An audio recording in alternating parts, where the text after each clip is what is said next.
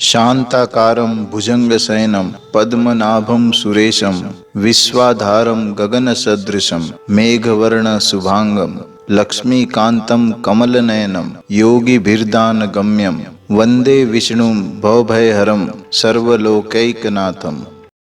कृपया सब्सक्राइब कीजिए हमारे चैनल को तथा यह घंटी पर क्लिक अवश्य करें नया ज्ञानवर्धक वीडियो सर्वप्रथम देखने के लिए।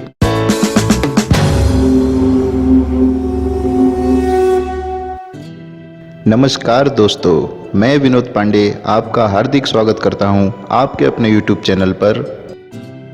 वैदिक विधान कहता है कि दशमी को एक आहार, एकादशी में निराहार तथा द्वादशी में एकाहार करना चाहिए।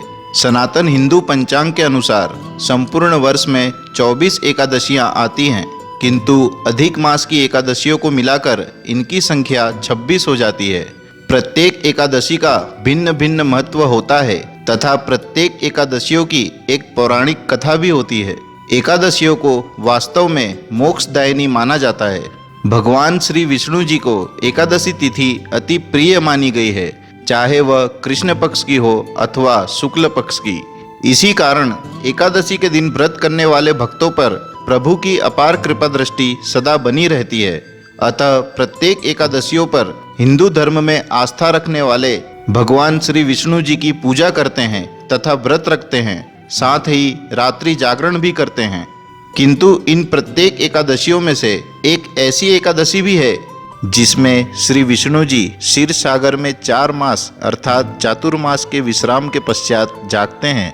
भगवान विष्णु जी आषाढ़ शुक्ल एकादशी अर्थात देवशयनी एकादशी पर शयन प्रारंभ करते हैं। अतः देवशयन हो जाने के पश्चात से प्रारंभ हुए चातुर्मास का समापन देव उत्थान उत्सव होने पर ही होता है।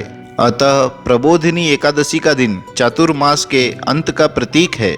चातुर्मास के दिनों में केवल पूजा पाठ, तप तथा दान के कार्य ही किए जाते हैं। इन 4 मास में कोई भी मांगलिक कार्य जैसे विवाह, मुंडन संस्कार, नामकरण संस्कार आदि नहीं किए जाते हैं।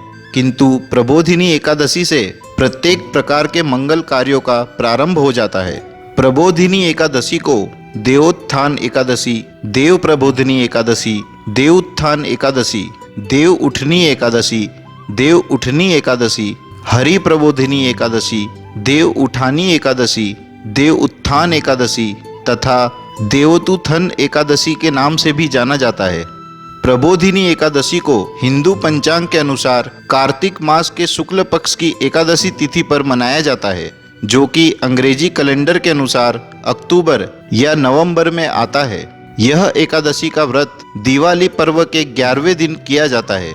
पौराणिक मान्यता है कि भगवान विष्णु ने इस दिन देवी तुलसी से विवाह किया था, अतः इस दिन तुलसी विवाह का भी विशेष महत्व माना गया है। इस दिन तुलसी विवाह का आयोजन किया जाता है।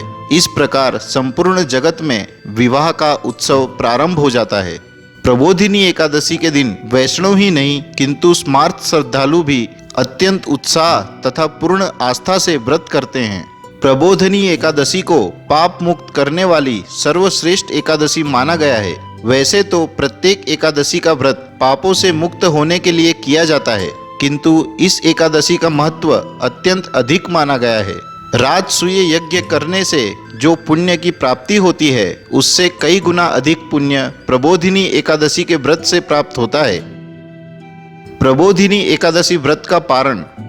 एकादशी के व्रत की समाप्ति करने की विधि को पारण कहते हैं। कोई भी व्रत तब तक पूर्ण नहीं माना जाता जब तक उसका विधिवत पारण ना किया जाए।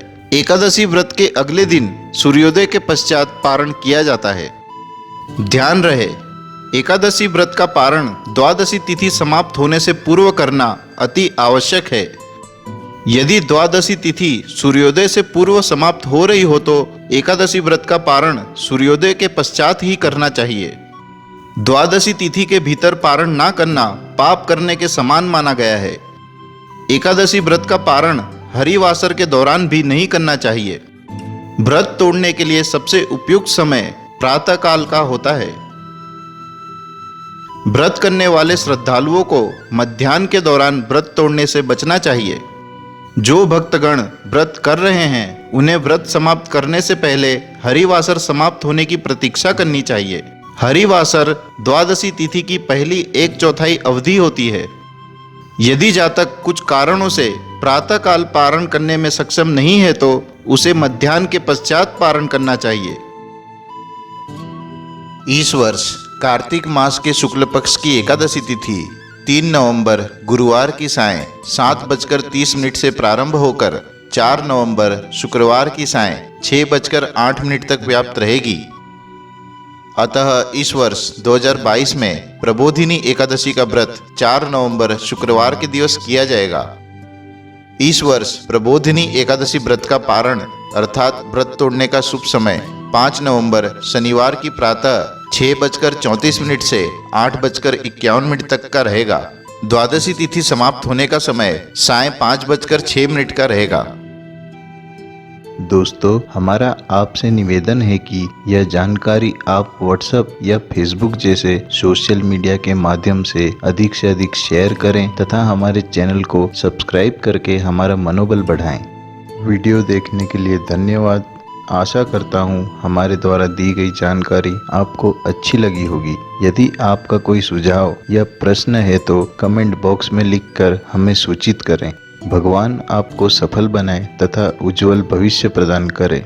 धन्यवाद।